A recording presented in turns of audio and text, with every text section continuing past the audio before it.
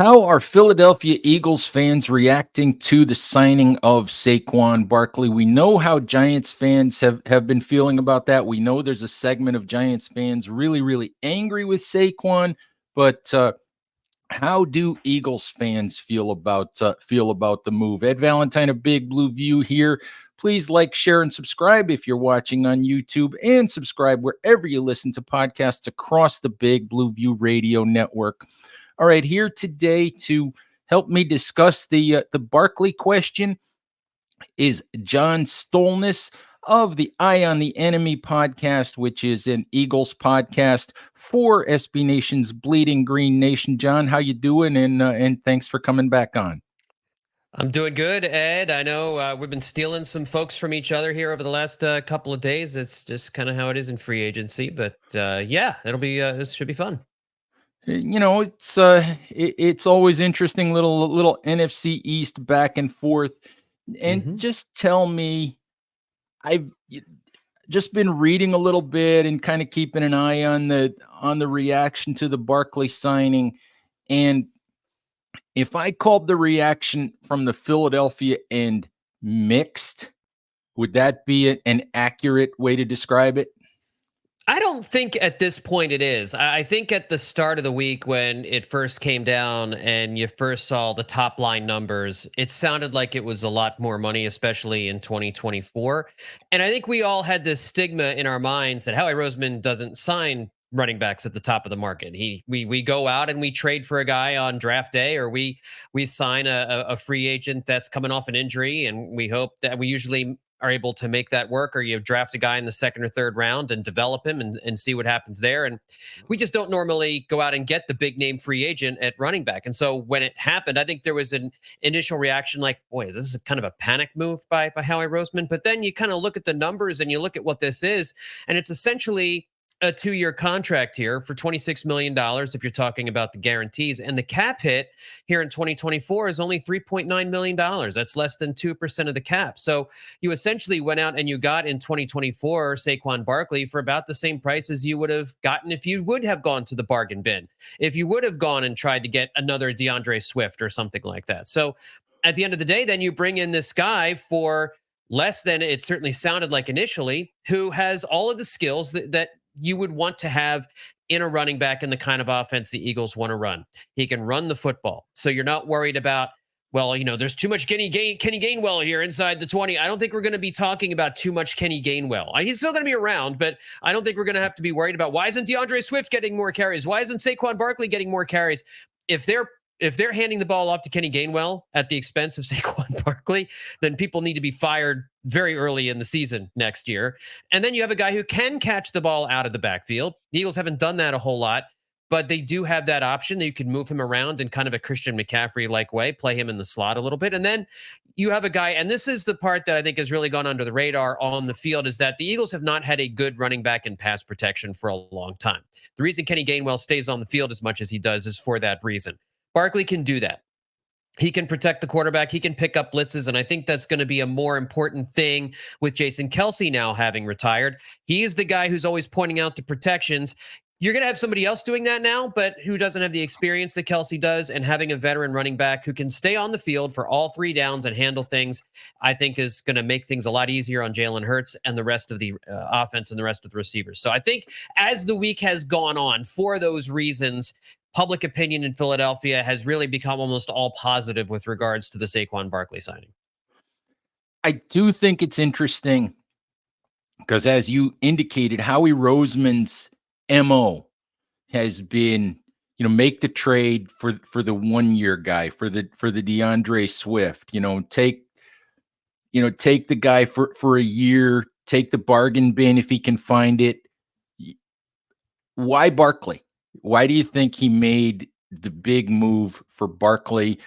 Does it have anything to do with, him being, from the Giants, from the NFC East? I mean, I don't necessarily believe that narrative, but I'm curious why you think, Roseman went, more or less all in on a bigger contract for Barkley, despite the way that they structured it. And the Eagles always do things like this. They always backload these contracts Yep. with void years, option years. I think there's $4.6 million of void money in Barkley's contract in 2027, I think it is. Mm-hmm. But that's how the Eagles do things. I'm just curious why you think Roseman chose to more or less go all in with Saquon. Well, I think that with the regards to the offense, it was kind of, you did have to find a replacement for DeAndre Swift, and you could have brought him back, but frankly, for the money that you're paying Saquon Barkley, Swift is not making a whole lot less than that, and I think Barkley is the superior player. So you look at the talent level. Barkley is a superior talent. He's one of the most talented running backs in the NFL, and some of the other guys that were out there didn't have, I don't think, the same level as of ability and the same level as production as Saquon Barkley did. You know, you've got Josh Jacobs, Austin Eckler, who signed. Who's some of the other running backs that signed there? Tony Pollard. You know, some of those guys would have been good in this offense, but I think the Eagles really are looking for the last piece of the offense because it's mostly a finished unit. And I also don't think you can sleep on the fact that they lost Jason Kelsey and that having a more experienced running back helps mitigate that a little bit. You know, you don't need to hold Barkley's hand quite as much as somebody else. So if there's a little bit of some growing pains in the middle of the Eagles offensive line, I think Barkley can help to work around that a little bit. It doesn't solve everything, but you know, there's only so much that, you know, I will also say this, the increase in the salary cap, I think would not have happened if we hadn't seen such a big jump in the salary cap this year. That extra money that I don't think a lot of teams knew was coming is found money. And so where did the Eagles decided to use that on a guy like Saquon Barkley, knowing they needed to get somebody in here for the running back spot and knowing that the Super Bowl window is still open. It's still right there. You know, I think this team, no matter what they do on defense the rest of the way, and no matter what they've done, is still going to be driven by the offense. And so having a guy like Saquon out there is like the finishing touch, the final piece to really having one of the most complete offenses in the NFL. Now, we'll see what Kellen Moore's addition to the offensive coaching structure means with Nick Sirianni and the coaches that are still on hand and the offense as it worked in 2022 and 2023. But I think, you know, he was there, he was available, and they knew that they could get him at a price. And I don't think it necessarily had anything to do with him being a Giant or it made Tiki Barber really mad or anything like that. He's just the best player at a position the Eagles had a need, and they could afford it given the increase in the salary cap. And can you take Tiki Barber in Philadelphia radio, by the way? I mean, seriously, what a maroon. What do you? It's fake too. I mean, you know, he's not really outraged. And we all know this about Tiki Barber. Tiki Barber's just that guy. Like he's trying to sound like one of those fire breathing local radio, but nobody's buying it. Nobody believes it. It's all a farce. It's all a bunch of malarkey. So no, you keep him in New York. We've got plenty of our own radio people in Philadelphia to grouse about. There you go. I do think you mentioned something really interesting, and it's the thing that I have always said about Saquon Barkley. Wonderful player, wrong draft pick for the Giants at number 2 back in 2018, because a running back in this day and age shouldn't be the piece that you build around, shouldn't be the piece that you start with. He's the piece that you finish with, which is why I thought that it would be teams like the Eagles, teams like the Texans, the better teams, the playoff caliber teams already that might be looking for that one extra playmaker. I thought it would be the top tier teams that were looking for that one extra piece, the finishing piece that could put them over the top. Not, I think we saw for a while, we saw the Bears as a team that people thought would be interested in Saquon. And I just didn't understand that because they're not there yet. You know, they're starting over again, but that's one of the reasons why it made sense to me. Eagles, Cowboys, whoever, you know, one of the better teams, because as you said, He's a finishing piece, for a team that thinks it's in its Super Bowl window. Yeah, and I think we've seen with the Eagles in the running game, the fact that they have had a number of different guys in there, I think they've struggled to know who to use and when sometimes. It was hard to kind of keep guys in a rhythm in 2023. It worked really well in 22 with Miles Sanders and Kenneth Gainwell. I mean, it actually did work well in 2022, just less so in 23. And I think one aspect to this is how much is Jalen Hurts going to run here in 2024? If the idea is to not have Hurts running quite as much, then you probably need a better running back. You need a guy out there who can be out there for all three downs, whether you're going to be running the ball or whether you're going to be passing the ball. And the other thing that it does, and again, like you said, this does complete the offense. Teams have to account for Saquon Barkley if he's on the field for all three downs. You don't have to really do that for DeAndre Swift and certainly not for Kenny Gainwell.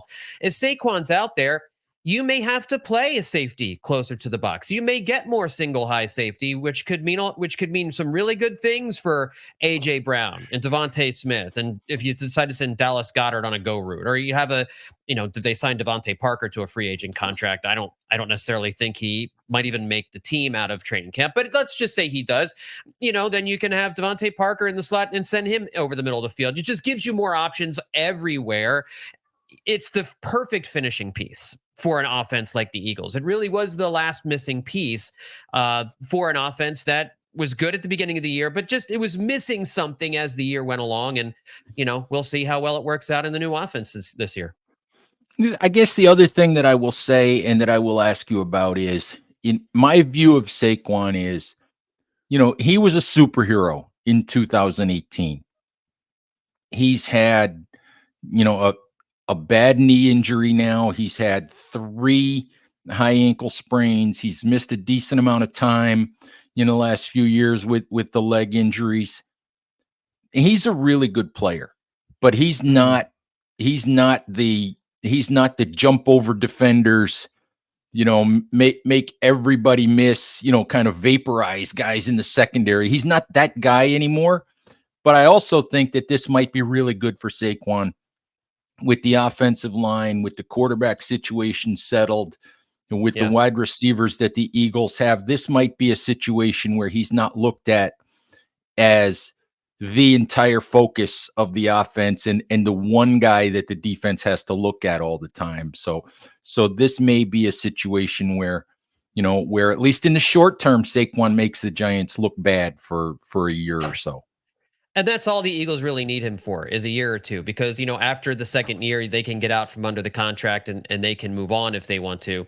It's going to be nice for him to not have to be the everything. I mean, you're moving on from playing with Daniel Jones to Jalen Hurts, and I know Hurts he took a step back last year. He wasn't great. I'm not sure what we're going to get out of Jalen Hurts in 2024, but I think he'll bounce back a little bit. And they have this is a pass first team, and they can pass the ball. This is the best offensive line, even without Jason Kelce, that he will ever run behind.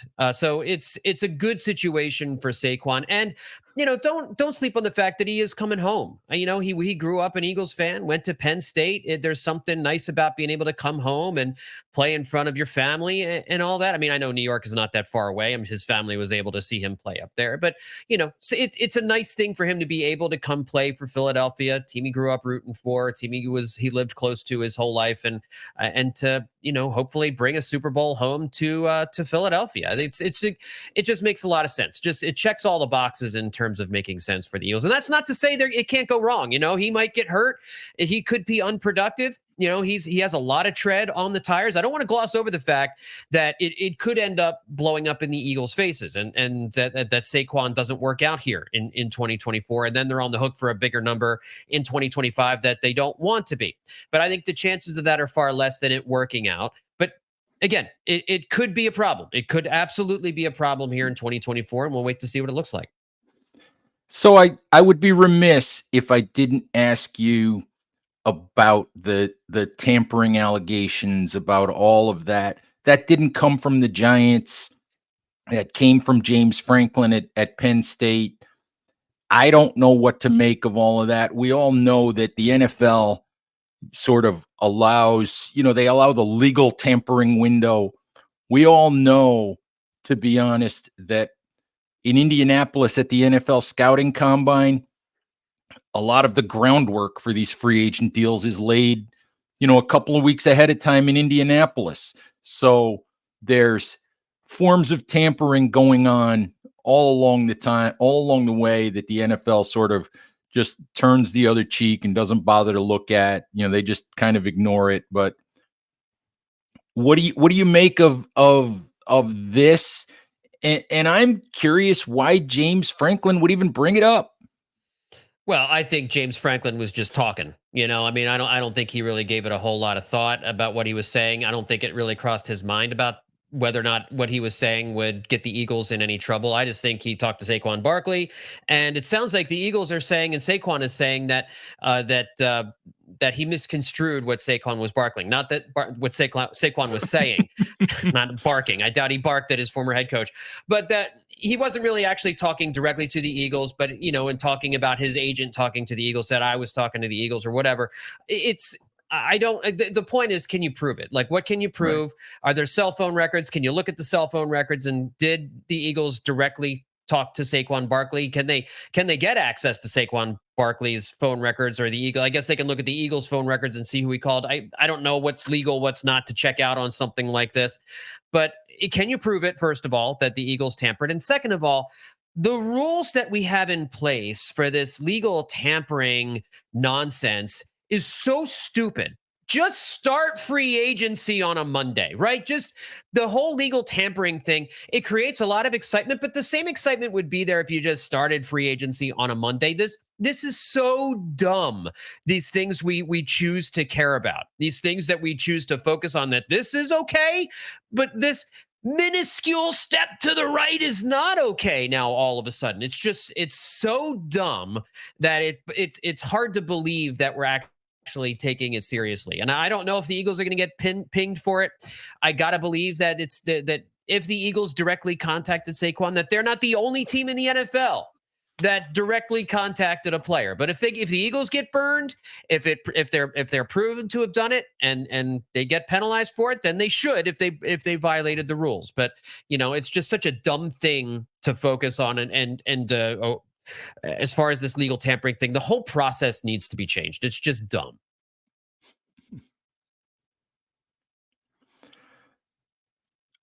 John, let's turn the focus to a couple of non-Saquon things here as we kind of wrap up the show here.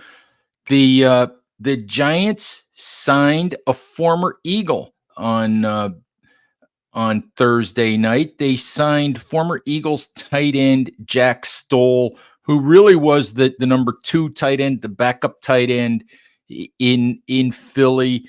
This is not a pass receiving dynamic tight end. Just tell us what the Giants are getting here in Stoll. They're getting a good run blocking tight end. And that's really all he is. He's a number 2 tight end in that you can bring him out for 12 personnel if you're going to run the ball. If you're going to send him into routes, he's not going to run you a great route. But if he is open, he'll catch the ball. He's not going to get your yards after the catch. You're going to get, I don't know, 10 catches from him during the course of a season, maybe. I mean, you're not getting he's not an offensive piece that is going to move the needle. He's going to help you with run blocking, and that's basically where as pass blocking as well. Yeah, he's a decent pass blocker too. But he is a blocking tight end. He's not a go out into the offensive structure and make plays for you. It's fine, fine addition. If you need a little bit of depth at tight end, I don't know what the Eagles are going to do to replace him. Grant Calcaterra probably moves up to be their number 2. I know they've got another kid whose name escapes me right now, and I know who it is, and I wouldn't be able to pronounce it even if I remembered the name specifically, that they are really high on. But I do think the Eagles will probably get another tight end here in free agency or certainly in the draft. But Jack Stoll's fine. He's a good blocking tight end, and you probably won't even realize he's there most of the time. Well, interestingly, that is a position where the Giants could use the help, where they needed someone to do that. The Darren Waller situation, is he going to retire? Is he going to play? I don't think, Jack Stoll's not a replacement for Darren Waller. What Jack Stoll does is Daniel Bellinger kind of got the short end of the stick last year as the Giants' sort of second tight end, and really didn't get into the passing game very much. He's sort of misused as a pure blocking tight end. So I think as the Giants try to rebalance this offense and rebuild the offensive line, that made sense to me. It makes sense to me to look at a guy who's actually a real blocking tight end. Yeah, and that's essentially what you're going to get. And again, he will get you a first down every once in a while. It's not that he's got boxing gloves for hands, right? He can catch a ball. And he's got great hair. That's true too. An underrated. I mean, that had to earn him at least a 100,000 on that contract. So yeah, great hair, just made for New York. There you go. He'll be in commercials before you know it. Sure.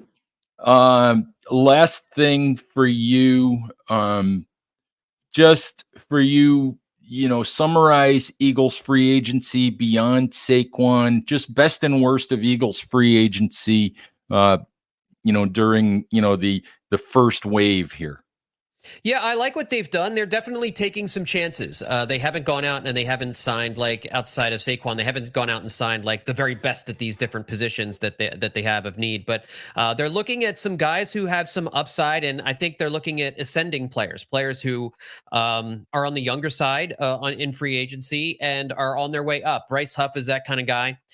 He didn't start in any of his 4 seasons with the Jets, but last year, I think he had 10 sacks, career high 10 sacks with the Jets, and he had a league leading 21.8% pressure rate. So, I mean, he's a guy who has been a pass rushing specialist, but they brought him in here to be an every down edge rusher. 3 years, $51.1 million. You're starting. You're going to play on first and second down, and he's going to have to get a little better at stopping the run in order to make that contract worth it. But he has said he wants to be an every down edge guy, and that part of his game has been improving. So what they're hoping is they're getting a Javon Hargrave type situation where you see a guy and you see something there and you think, yeah, he's entering his prime right now, and we're going to get more out of him than what the Jets gave. And even if we don't, then we have one of the best pure pass rushers in the NFL that we're going to add to our rotation. And right now, Hassan Reddick and Josh Sweat are still on the team. We're kind of still waiting to see if one of those guys gets traded, because it's kind of redundant. All 3 guys kind of do the same thing.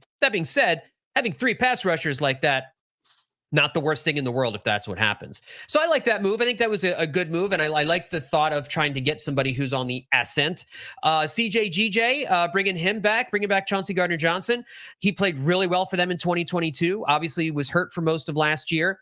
He left Philadelphia under some not so great terms, had a couple of choice words to say for Philadelphia fans on the way out, and then came back this week and was like, we're all good, right? Everything's cool. And we're like, yeah, sure, man. CJ, just, get some more interceptions and provide some stability at safety. Again, not the top of the market guy, but he's a younger guy. And we know what we're getting in CJGJ. He can also play slot corner, so he's versatile. He may not be the best safety on the market, but he plays a really good safety, and he can also play slot cornerback at a high level. So you're getting a lot of diversity there, and I think that's really good. And then they've gone and they've kind of filled in some pieces. I think the Devin White linebacker spot, that's probably the move I have not the biggest problem with, because, again, he's a younger guy. They're hoping that he can recapture a little bit of what he was a couple of years ago. He's decent as an off-ball linebacker. He's decent in coverage, but he got replaced last year in the starting rotation for the Tampa Bay Bucks. So I'm not sure exactly what he's going to bring to Philadelphia, but he's athletic, he's young, and obviously Vic Fangio likes him enough to say, yeah, let's go out and get this guy. So I'm curious to see what they've got there. And then, Zach Bond they brought in. He's going to be more of a special teams guy, but he was doing real well as an edge rusher towards the end of the year, but he's more of an on-ball linebacker. And then they got a guy in Matt Hennessy who is going to give them some flexibility on the offensive line. He can play guard. He can play center. He was going to be the Saints starting left guard last year, but he got hurt on the 3rd day of training camp and missed the whole season. So here's another young guy coming off an injury that the Eagles hope is on the ascent and can be some good depth. With Jason Kelce out, they moved Cam Jurgens into center, and you're looking at Tyler Steen, last year's 2nd-round draft pick, being the new right guard this season. And then you want to have a veteran guy who can mix and match in those different spots in case somebody gets hurt or something doesn't work out. And I already mentioned the Devontae Parker signing. I don't think that's going to be an impactful wide receiver signing, but the Eagles are taking a chance that there's something left in the tank there. So I think overall, I'd give the Eagles a B on their free agency. They've filled some holes. They are certainly better at some of the positions right now than they were a year ago. And I'm curious to see what they're going to do in the draft. Curious to see what they do with Hassan Reddick or Josh Sweat, what they could get back for those guys, or if they decide to keep them and just rush the heck out of the quarterback next year and try and build up on those sack totals that really took a big drop in 2023. So far, I like what I've seen for the most part. And I have to ask, do you, to this point, do you like the Dallas Cowboys definition of being all in? What are they doing, man? what, what are they doing? I don't, I mean, I get it. They've got some salary cap issues, but it just seems like there's no creativity going on there at all in that front office. Jerry Jones has got to get out of there, and they've got to get some people in there who can get a little creative with the cap, who can do some things. And I know Dak Prescott might be getting another big payday. Man, I think they're missing the ball. I think they absolutely should be retooling this offseason and getting a different mix in there, because whatever it is they've been doing is good for certain portions of the season, but it doesn't work in the playoffs. And how many more seasons of 11 and 12 wins can you have with first round playoff exits? It's bizarre to me that they keep running it back and thinking it's going to be different each year. But yeah, it's okay. Whatever, guys. Thank you. Yeah, exactly. They can just keep doing what they're doing. It's fine. Yeah, thank you. It's fine. Thank you. We'll take it. All right. Hey, John, thank you as always for dropping some Eagles knowledge on us. Giants fans, thank you as always for listening. Please stay safe out there. Take care of each other, and we'll talk to you soon. Bye-bye.